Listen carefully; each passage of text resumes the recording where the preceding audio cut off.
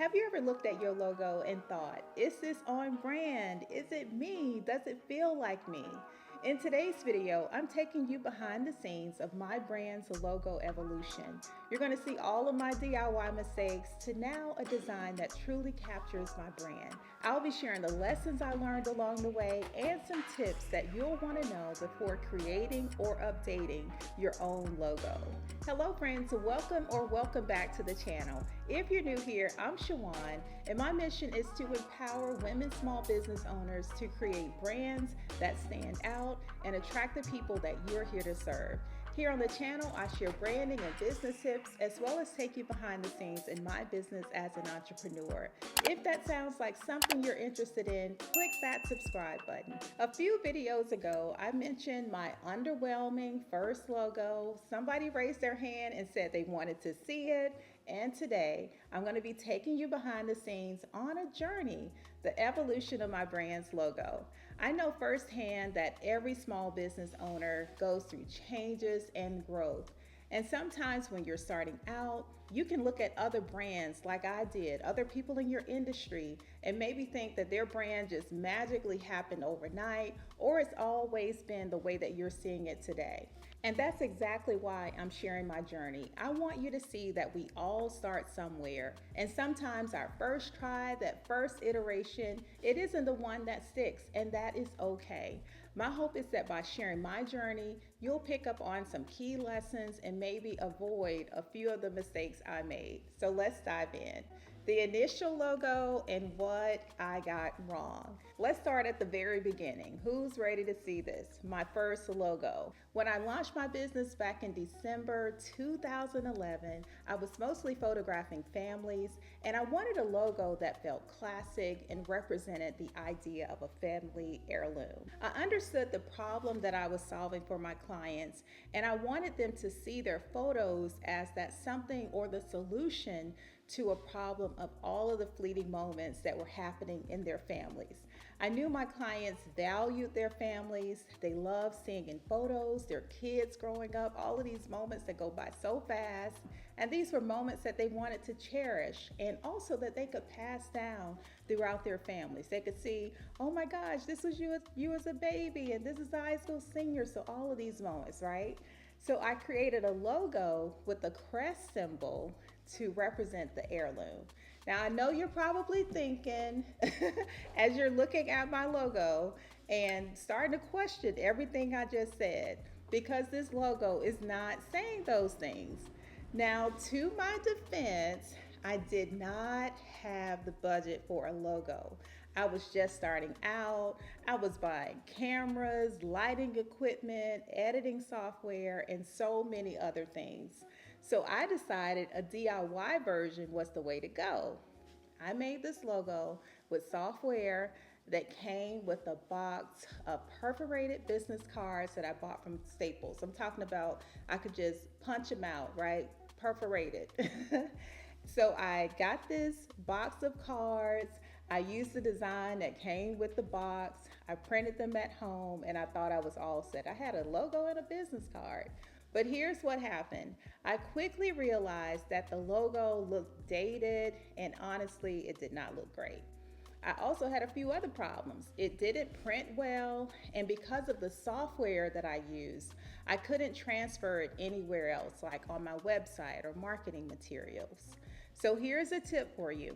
Before you consider investing in a logo, make sure you know a few things like your vision for your brand, your mission, your core values, your target audience.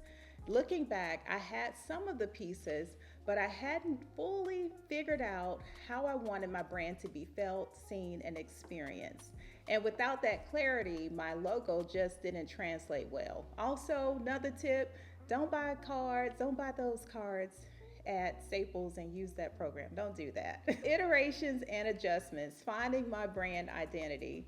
A few weeks into using my DIY logo, I discovered Etsy, and let me tell you, I was ready for an upgrade. So I decided I wanted some color, and I thought blue was the way to go. And looking back, I can't remember exactly why I chose the color blue. Maybe I was thinking of families and baby colors, I'm not sure.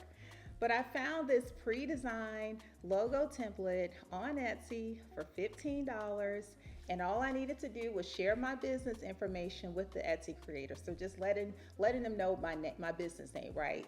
In order to have it customized. And that felt like a huge step.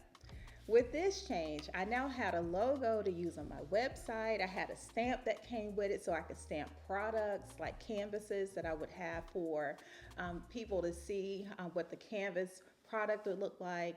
I also could use it on my photos that I was sharing on social media and marketing for my photography business. Now, a year later, I decided to invest a bit more and went back to Etsy for another customized logo. And this time the investment was a little more, it was $85.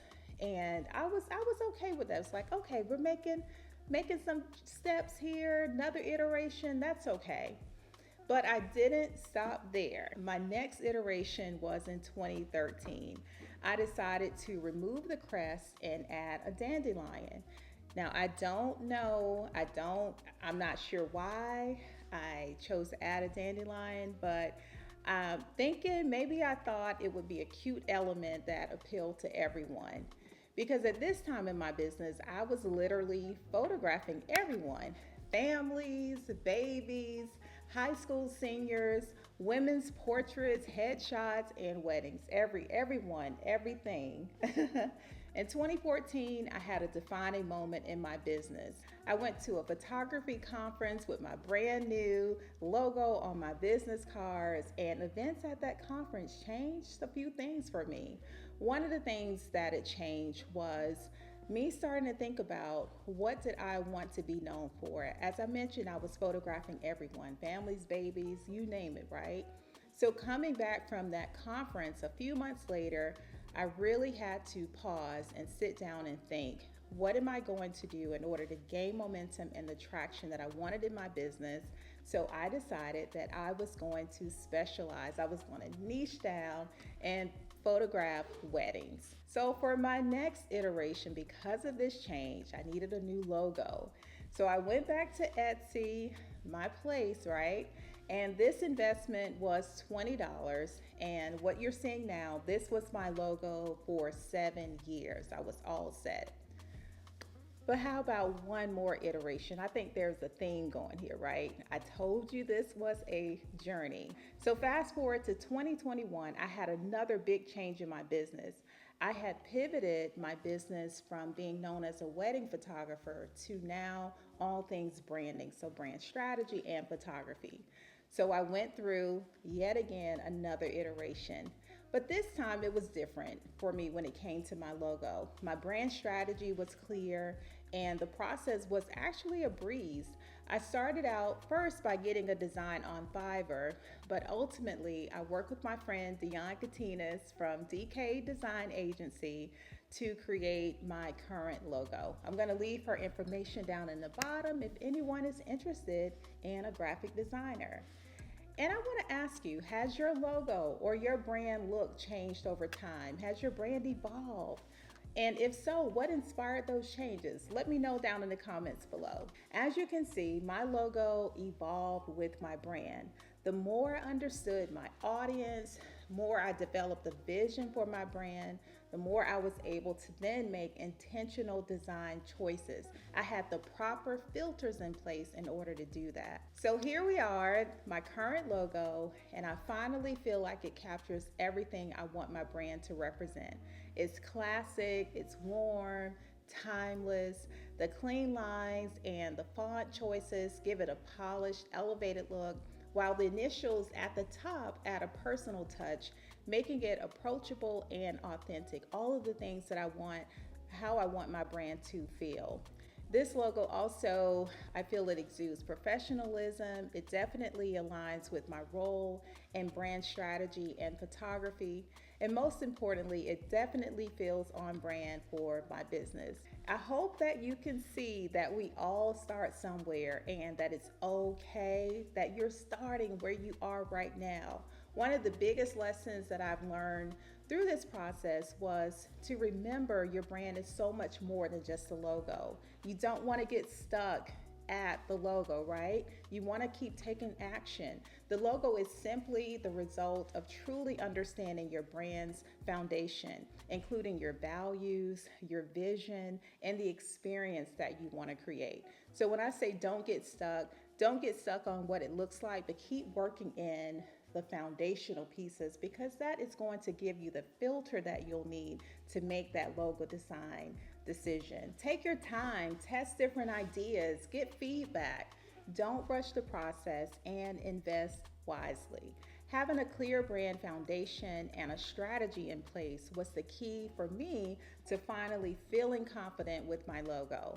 And if you're in the early stages of building your brand, or you're on iteration number 7 of your logo, I have something that might help. It's my ultimate brand launch bundle. Inside are resources like a branding your business workbook, a checklist, a brand launch checklist, and also a brand design mood board template that I created to help you see the big picture for the visual aesthetics of your brand. The design template is actually what I used when I went through my final logo design process. I was able to take my logo and see how it fit within my overall visual aesthetic of my brand. So my website, my social media feed, all the things to make sure that it flowed and that it made sense and that it was on brand. With all of the resources and tools inside the brand bundle, I made them so that you can avoid some of the mistakes I made, and that you can build a brand that truly represents you and resonates with your audience, the people that you want to serve. I'll leave that link in the description down below for you. Thank you so much for joining me on this journey through my logo evolution. If you found value in this video, give it a thumbs up. As you continue building your brand, remember that every step, every iteration, every tweak brings you closer to a brand that truly reflects who you are and the impact you want to make. Embrace the journey, trust the process, and know that with each decision, you're creating something that will attract the right people to your business. Keep going. And if you want more branding tips, check out the video on your screen right now. Thank you so much for watching. I'll see you in the next video. Bye.